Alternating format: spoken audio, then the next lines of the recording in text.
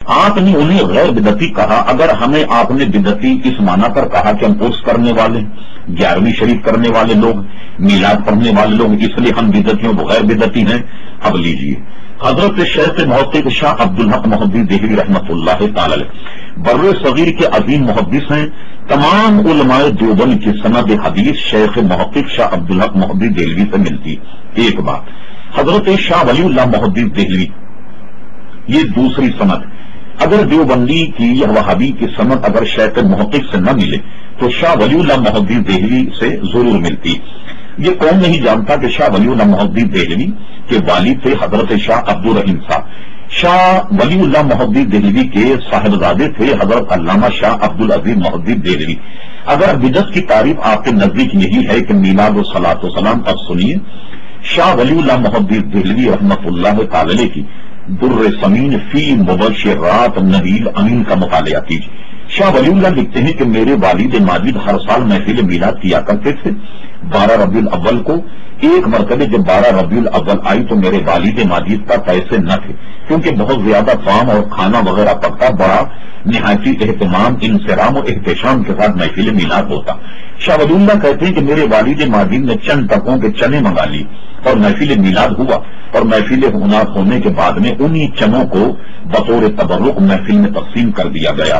شاہ ولی اللہ لکھتے ہیں کہ جو بابائے سند ہیں، بابائے حدیث ہیں علماء دیوبند کے، وہ لکھتے ہیں کہ میں نے اپنے والد ماجد سے سنا کہ میں نے اسی رات نبی کریم صلی اللہ علیہ وسلم کی زیارت کی، اور آپ کو میں نے دیکھا کہ وہ بھنے ہوئے چنے آپ کے سامنے ہیں اور آپ اس پر بڑی مسرت کر رہے ہیں اور بڑی خوشی کا اظہار کر رہے ہیں۔ تو سائن صاحب کیا کہیے گا آپ کہ شاہ عبد الرحیم صاحب بدعتی ہوئے، شاہ ولی اللہ صاحب بدعتی ہوئے؟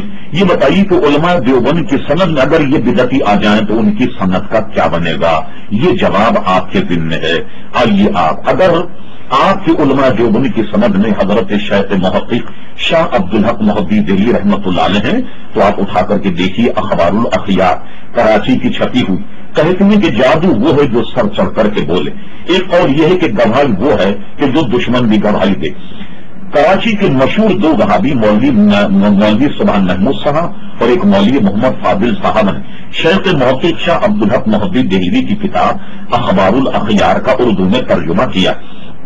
دیکھیے، شیخ محقق کی کتاب کا ترجمہ کرنے والے دونوں وہابی، شیخ محقق کی کتاب کے مدینہ پبلشنگ سے چھپی اردو ترجمے کے ساتھ اس کا صفحہ نمبر 624 ملاحظہ فرمائیے۔ اس میں شیخ محقق نے یہ تک لکھ دیا کہ اللہ تبارک و تعالی کل قیامت میں میرے پاس کوئی ایسا عمل نہیں جو میری نجات کا باعث بنے سوائے اس کے کہ میں محفل میلاد کے وقت کھڑے ہو کر صلاۃ و سلام کا نذرانہ پیش کرتا ہوں۔ آپ انہی کی کتاب جو ہے شیخ محقق شاہ عبدالحق محدث دہلوی رحمۃ اللہ تعالی ان کی کتاب جو ہے وہ آپ ملاحظہ فرمائیں، جو انہوں نے 12 مہینوں کے فضائل اور مناقب میں لکھی۔ اس میں انہوں نے پورا چیپٹر رکھا ربیع الاول پر، اور اسی طریقے سے 11ویں شریف جو ہے یعنی گویا ربیع الثانی کے مہینے پر تذکرہ کرتے ہوئے انہوں نے 11ویں شریف کو بھی جائز لکھا۔ تو یہ سارے بزرگان اور سن نظر و نیاز اور میلاد شریف کے ماننے والے تھے۔ کیا خیال ہے آپ کا کہ یہ سب کے سب بدعتی تھے؟ اگر یہ سب بدعتی تھے تو جن کی سند میں یہ بدعتی آ جائیں تو ان کی سند کا کیا بنے گا؟